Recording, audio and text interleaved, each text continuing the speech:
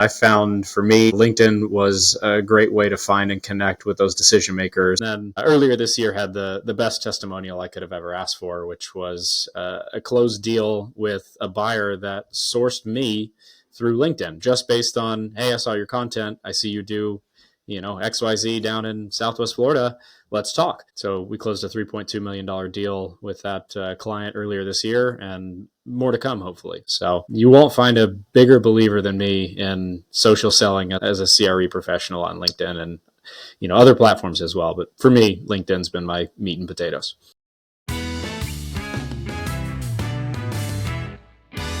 Talk to me about LinkedIn. When did this occur to you that you could garner business on LinkedIn, and what does it look like for you? So my exposure to LinkedIn started with my first job out of school, which was doing B2B sales towards tech companies. And it was not in a geography that I covered. It was inside sales. So I'm in Florida. I'm calling people in Seattle, Washington. And you've obviously got no local network there. So you have to generate that business via whatever medium you can. That could be phone calls, that could be emails, that could be other channels such as LinkedIn. And I found for me, LinkedIn was a great way to find and connect with those decision makers that I needed to reach. So when I started on LinkedIn, I made a lot of mistakes in kind of selfish outreach where I had something that I knew I wanted from them, but my messaging was never really about, or very specifically about them as a company where I knew them already and knew that I could deliver value. It was more so that, hey, I know you're a tech company in my territory. We need to talk. So, I found a few ways that I would say are ineffective to leverage that as a platform. I wasn't doing a lot of content or thought leadership at the time. Went away from that for a little while. And then when I entered the commercial real estate space, found that same value in being able to source the names that I otherwise may not have access to via LinkedIn. But I also found a lot of pleasure in posting and sharing thoughts on whatever the current event of the day is or our market, and getting deeper dive into the statistics and really aligning myself as somebody that knows my market very well. And a part of the reason I focused on that as a younger broker that was trying to break into a fairly established commercial market with a lot of, I'll call it gray hair, existing relationships of 10, 20 years or more with the major players, I'm not just going to immediately step in and try and dissolve some of those to my own benefit. But where I did have a kind of moving advantage was on LinkedIn and having a reach that goes outside of our market and finding people that want to be here. So that was kind of my thesis for really spending some time on LinkedIn. And you and I think initially connected at the CREI Summit, which is an event dedicated towards leveraging social media to garner whatever kind of results you're looking for as a commercial real estate operator. So that was kind of my unique play. I got questioned all the time in my office, what are you doing? Wasting time there. I see you posting all the time. You must be blasting out hours of messing around on LinkedIn. Are you making your calls? Well, yeah, I am, but it doesn't take me all that long to share content. And then earlier this year had the best testimonial I could have ever asked for, which was a closed deal with a buyer that sourced me through LinkedIn, just based on, hey, I saw your content. I see you do XYZ down in Southwest Florida.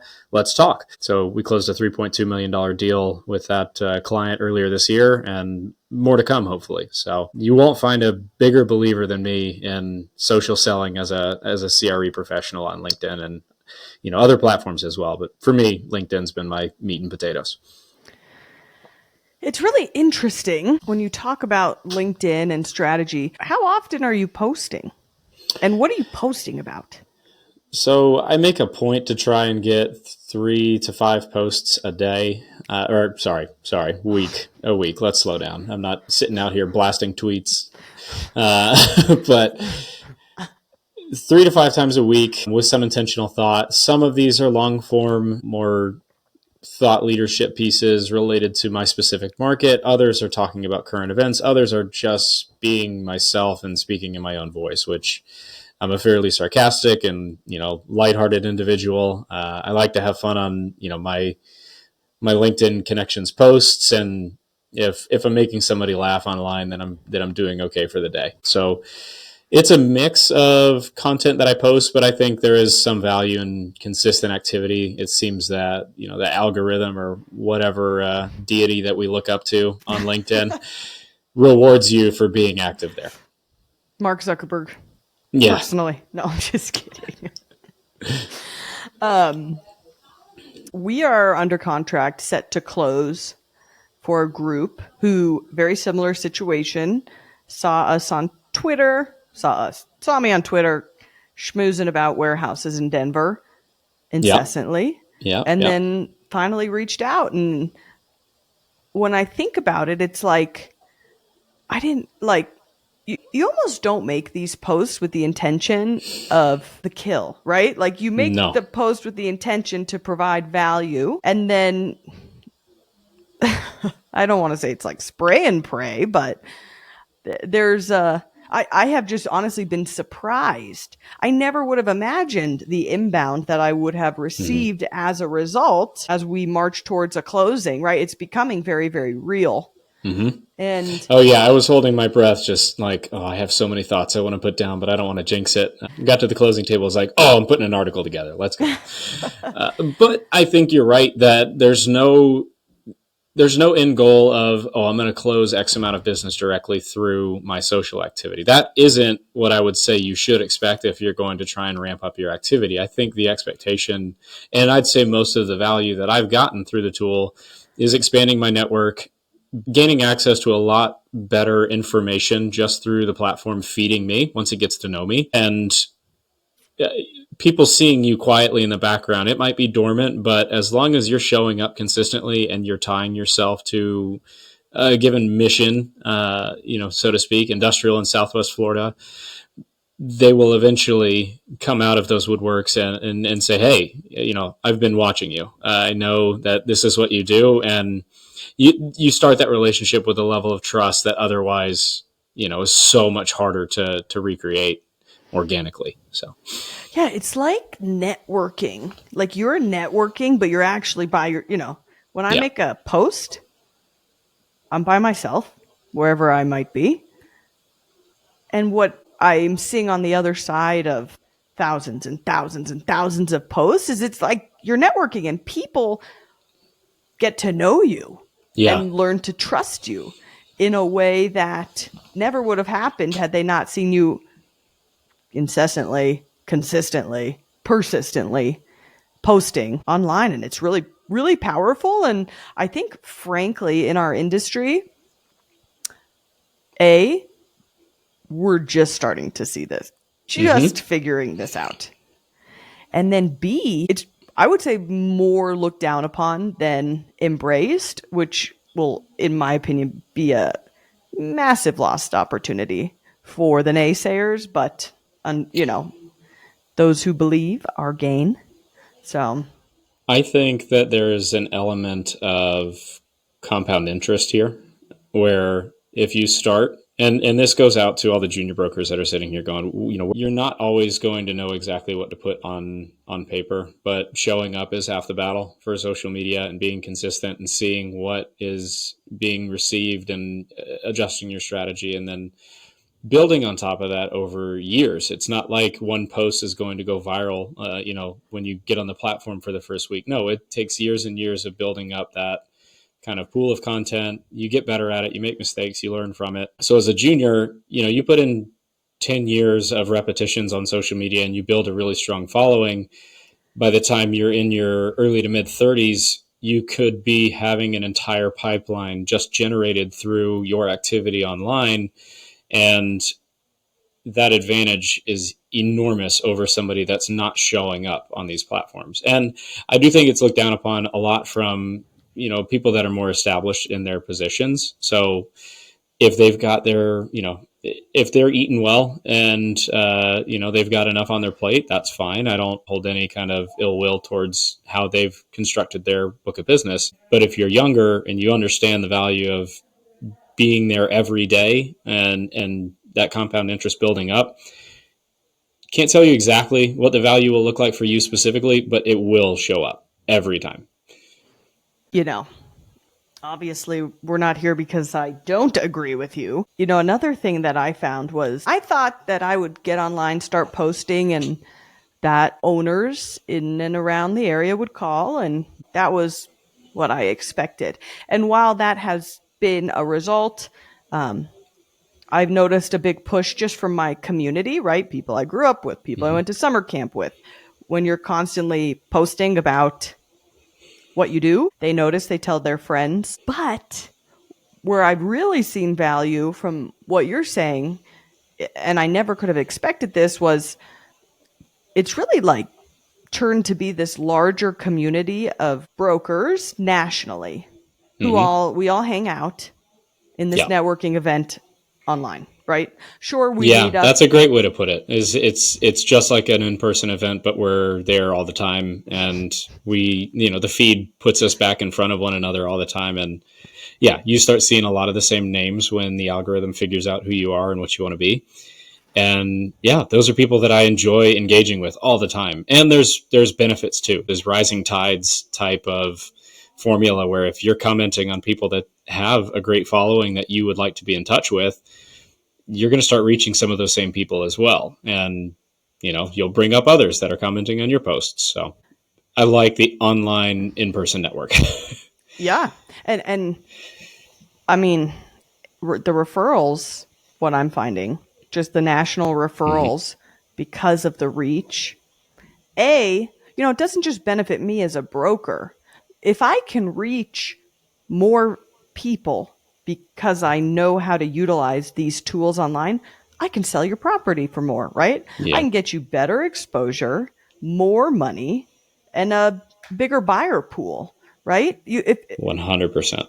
Like that, And that's part of the pitch that will differentiate you from XYZ other broker that's in your market. And I use that exact pitch where it is sometimes hard to differentiate yourself on a property that is more of a commodity, and you look at brokers as a commodity, but I do offer a material advantage in that my reach through my social platforms extend beyond what any other broker in our market can offer you. So that's a huge differentiator. And referral network, like you said, I've got and have learned about these people through social media where you're trying to do some multifamily in Kansas City. I know a guy. You're trying to do, apartments in Boston. You know a guy. Office to res conversions in New York City. Do you know anyone? Yeah, you might. So, some guy named Bob. If anything, you know a guy who knows a guy. Yeah. So exactly. And that's the appeal. And you can start delivering value for free to all of these people that are in your network. And it just kind of feeds back and forth and is a lot more fun way to do business than, in my opinion, blasting the phones and trying to start from zero every time. Hey. I gotta love hate with the phones because look, I love talking on the phone, right? If we're doing a deal, if I know you, I would far prefer to be on the phone, but I hate sales calls. Starting from zero where somebody's guard is always up. I know it is a necessary part of the business, and I've generated tons of value in my career from getting on that phone and doing that thing. It's like, you got to go to the gym. You got to do it. It's going to suck, but you'll feel better after you do it. It's kind of my attitude towards it. But there are other ways to do it too that should complement that effort. See, I meant like I hate getting sales calls. Oh, yes. That's another good point. And it's taught me something about LinkedIn. Like I get these messages, from various groups, and I kind of see my younger self messaging me where, well, there's very clearly a benefit for you in this message. What the hell why are you reaching out to me? I have no idea based on this. And it was just a time sink. And, one message, okay, you get 10 of those a day through the phone, email, whatever, and you're like, this is actually, frustrating, and you're eating up my time, that's the resource that I have a very finite amount of. So gotta be specific with it. And I will engage with those that did do the work or did do it right. Like I'm not one to just automatically shut down any kind of pitch. If you have something that I feel like I can benefit from, then great. But first message can make or break that very quickly. Yeah. No kidding. You know, but this is like all very basic human nature, right? Like we all receive inbound, we all put out outbound. How does X make you feel, right? Yeah.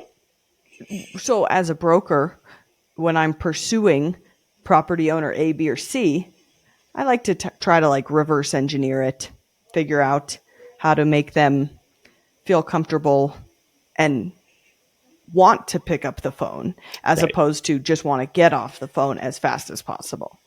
Yeah. So. Absolutely. I'd say you have it pretty well figured out. Hey. I feel like you're doing some decent work over there. I think it's so ridiculous that we get to like be young in this business while social media is blossoming because the opportunity is ridiculous, and I'm here for it. Yeah, it's not always easy being, young in a fairly mature industry, but if you make it your own, you might find some stuff that otherwise is, falling through the cracks. So happy to try some new stuff and see where it goes. No kidding. Carson, you're a busy guy. You got all these deals you're working on. You got 2 babies. They're about to be 1 year old. What is your commercial real estate secret that you are willing to share with the listeners today? Energy drinks when your kids are less than 2 months old. No, that was a survival tool. I don't drink those, but I had to for a bit. It was, life necessitated that. No, my CRE secret, I think, revolves around junior brokers, because I feel like you and I are in a position where we have gotten in, but it is a very difficult industry to break into as somebody that doesn't necessarily have, something to fall back on or a nest egg built up where they can go 6 months without selling their first deal. Some of the old guard will tell you that you need to go get a night job or something like that in order to make it. And I think that is the solution for some. But in my opinion, I really want to see younger brokers break into the industry more. And a way that they can do that is by chasing the long tail. And I learned about this concept, I think it was while working that tech sales job, but Amazon covers the long tail very well. There's box office movies, there's very big public things, there's stuff that captures the attention of 80-90% of the market. But then there are thousands of lower tier movies or something that might not attract the attention of some of those heavy hitters that are not that well is not nearly as tapped into. So think about some of these properties that might be under $1 million. You've got thousands of them in your Denver market, but they're not getting blown up by some of the major brokers in the area. Those are more transactional in nature. But as a younger broker, you need something to eat. You have to have some level of repetition. So chasing the long tail is something that I think will allow more younger brokers to get on their feet, get repetitions. When you fail, it's not like you're losing a whale and your broker wants to kill you. It is where I would say you need to start swimming before you go out and try and hunt for major deals. Still be in the room on those conversations with a senior mentor, but for yourself and where you're going to learn how to do this job on your own, I think chasing those long tail, smaller deals is where I would thrive. I like that. That's a fun perspective. We gotta get more young people in here. It gets lonely at these events. I want to see some more people that are doing it on TikTok like you. Oh my gosh, I had a blast at MassimoCon, another event broker. That was a great one. Yeah. But boy, when I looked around the room at the demographic, I was shook, but in a good way, Yeah. Our what I'm saying but not saying for the listeners is that the broker demographic is significantly older. If Carson, you said you were born in 92, so was I. Great year. Good vintage. Couldn't agree more. A lot of our competition, it's like our parents' age. And that leaves a lot of runway for us. You're right. We do need younger people in this business. Yeah. But I do have fun being the young buck with new, innovative thoughts and ideas and challenges. So We can say that today, and pretty soon we're going to blink and we're going to be like, our kids are in high school and we're the old people that are like, oh, look at those old guys in commercial real estate. It's right around the corner. smoke on 2040. Yeah. That's funny. So, well, Carson, I really appreciate your time today. Yeah, I've been looking forward to this. This has been awesome. Yeah, for the listeners. Yes, yeah, we do it for them. It's not for us. Oh yes, no. You're an industrial guy in Southeast Florida. Southwest. Florida. I'm sorry. You're putting me in Miami, and I don't speak Spanish. That's just not going to go well. Ay caramba. Look at that. Oh my gosh. Okay. Southwest Florida. I'm tired. Yeah. We were both reminiscing over our lack of sleep last night. Yeah, we could have been texting at 4 a.m. as our kids woke up. So, yeah. But that's pretty much every day right now. So we're used to it. And I didn't want to admit that at the beginning of the podcast. But now that we're at the end of the podcast, I will admit that we're both sleep deprived. Where can the listeners find you, follow you, etc.? Yeah, so on LinkedIn, now you got to make me remember my handle if I were to pull that up. Let me see. What is my tagline there? Yeah, so Carson CRE on LinkedIn, Carson Baird, easy way to find me in the search bar. That's predominantly where I play. I'm not as active on X or Instagram or anything like that. So start there. You'll find my direct contact info, email, phone number if you want to talk further about anything, Southwest Florida real estate, LinkedIn, Twins, whatever. Open book. Always happy to connect with anyone. So yeah, I really appreciate you having me. This has been awesome. Yeah, Carson, thank you so much for being on the show today. And for everybody listening, we'll see you next week.